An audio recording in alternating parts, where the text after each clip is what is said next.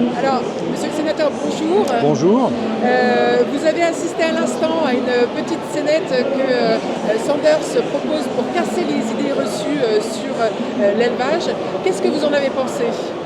Je pense que c'est une démarche originale. On voit bien qu'aujourd'hui, il y a un vrai fossé entre le monde agricole et puis, on va dire, la vie du quotidien et le sociétal. Et on est en plein dans le sujet quand on prend des petites scénettes comme ça en exemple pour essayer de démontrer que l'agriculteur n'est pas l'ennemi numéro un comme on veut bien le présenter. Très bien. Selon vous, à quoi ça sert de faire cette démarche auprès du grand public?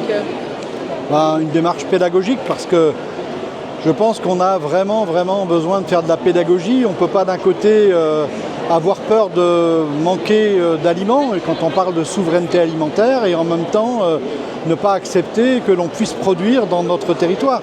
C'est là tous les antagonismes qu'on a dans ce métier, avec un consommateur versatile qui est prêt à défendre les produits locaux, mais qui en même temps ne veut pas des élevages à côté de chez lui, etc. etc.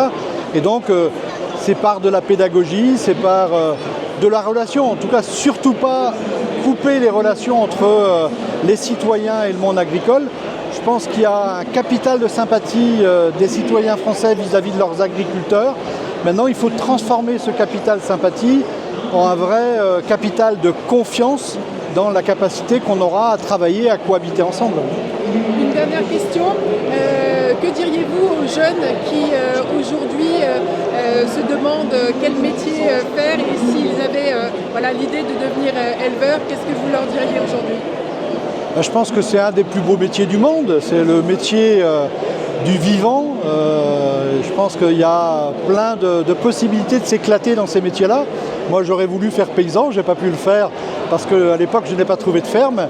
Mais oui, je suis persuadé qu'on est capable de motiver une nouvelle génération à pouvoir s'installer, y compris les gens qui ne sont pas forcément issus du monde agricole. Merci beaucoup.